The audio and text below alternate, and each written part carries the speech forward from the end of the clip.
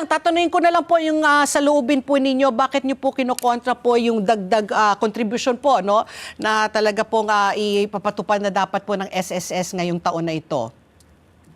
Opo, talagang kinukundina ng ACT Private Schools yan dahil yung kalakhan ng aming mga miyembro talaga ay umaalma at umaaray na sa mataas na bilihin, no? Pero nananatiling mababa yung kanilang sahod. At sa tingin namin, no, talagang hindi katanggap-tanggap at insensitibo itong pagtataas na ito. Bagamat 2018 pa, no, yung batas, pero nakikita naman natin yung konteksto katatapos ng pandemya, no, at nakikita natin hindi talaga nagbago din yung sitwasyon, no, ang kalagayang pang-ekonomiya ng Pilipinas. Kaya talagang tingin natin ay dapat lang, no, na isuspende ito in consideration naman doon sa ating mga manggagawa, no, particular ito mga private school teachers natin. Okay. So ano po, Sir Jonathan, no, I'm just going to play devil's advocate, no, kasi 14% po ang kasalukuyan pong contribution, no, pero may kahati po diyan yung employer po na 10%, tapos 4% po para sa mga empleyado, tapos magiging 10-5. Ngayon po, hindi ba nakikita yung long-term effect na para pag magretiro po yung teacher, mas medyo lalaki po ang kanyang pensyon na matatanggap?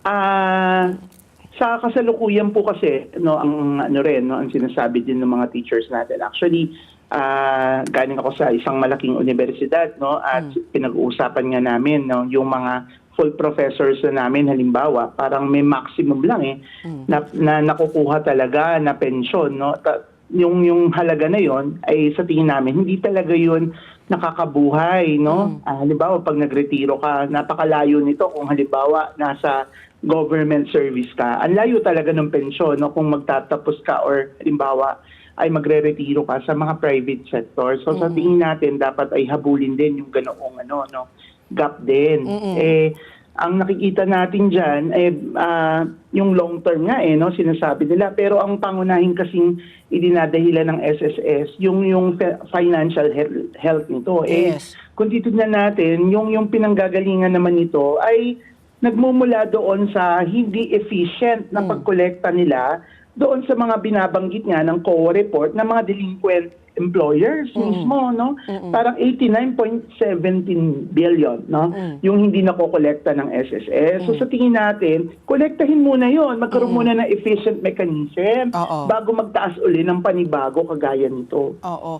So Sir Jonathan, base po sa inyong experience po, yung mga private schools naman po, hindi naman po sila napapatid sa pag-contribute yung share nila, no? Kasi baka I'm just worried lang po na kinakaltasan po yung mga private schools po, yung mga teachers, tapos po hindi naman nire-remit po sa SSS. Kayo po, ano po ang inyong karanasan, no? Kumbaga compliant naman ba ang lahat ng mga private schools na mag-contribute po their share, no, for the SSS premium? Opo, no, sa dati ko namang paaralan ay naman po sila, no, dito matapat na nagbabayad, no, pero sa amin po, no, sa private schools may mga membro kami, lalo halimbawa yung mga maliliit na schools, yung iba ay kinukolekta sa kanila pero hindi nire-remit. May mga ganyang kaso kaming na itatala na bakit gano'n, kinokolektahan sila pero hindi nare-remit. So, yun nga, kailangan ding tignan yung ganoon at sana may mekanismo din mismo yung gobyerno para itignan yung ganoong mga kaso. Kasi kawawa talaga yung employer, magugulat na lang siya. Akala niya tuloy-tuloy, no, o walang patid yung kanyang paghuhulog, pero hindi pala. Dagdag pa dyan, merong mga part-timers, no, maraming mga contractual sa private schools, no.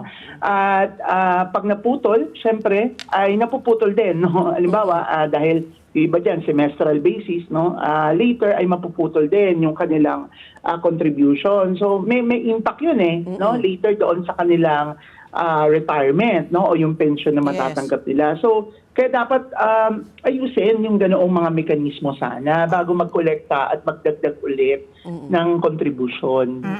Para lang meron tayong figure dyan sa binabanggit ni Ginoong Jonathan Geronimo, ay sa annual audit report ng COA, no, para sa taong 2023, ang nakolekta ng SSS, 4.89% lamang dun sa collectibles nila na ang total ay 93.747 billion.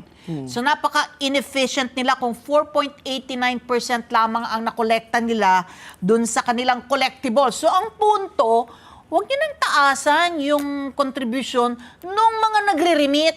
Habulin niyo muna yung mga hindi nagre-remit ng dapat nilang ibayad sa SSS. Di po ba? No? It makes more sense, Ganda hindi po ba? ng anggulo na yan. Tama po yung punto na yan. Opo.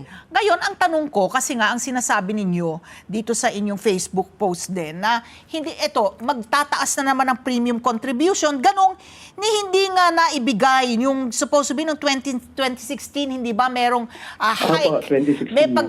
1,000 Libo. na karagdagang pension na ibibigay, no? Na hindi yun ibinigay ng SSS. Tama po yan, no? Kaya nga yun ang nakakagalit din, di ba? Parang yung pangako ninyo, hindi nyo pa nga natupad. Eto na naman kayo, kakabig kayo, no, sa amin, ng dagdag na kontribusyon. Tapos idagdag din po siguro natin sa konteksto, yung ding napakataas, no, at sa tingin natin ay yung maluho na pasahod, saka mga administrative na mga gastusin ng SSS. Sobrang laki nun, no? Halimbawa, yung CEO lang, no? Ang annual salary niya, 8.7 million. Magkano? Yung mga executive, Magkano po, Sir John? 8.7 million Wow, po. mag-SSS Ang CEO president pa lang no? ako. Per annual. Oo. Diba? Oo. Tapos merong mga executive VPs yan, no? Na 7 million din, Oo, no? oo. Tapos yung bureaucratic system mismo ng ng SSS, ang daming part ng board niyan. At lahat yan pinapasahod, kinokolekta yan, so nire-release ng ating mga manggagawa. So, doon talaga nakikita natin na parang may problema, no? Ganitong ang lalaki ng sahod ninyo, samantalang kinukupong yan doon sa napakaliit at kakarampot ng ang sahod namin. Let's get together. Sunday 25. Sunday 25.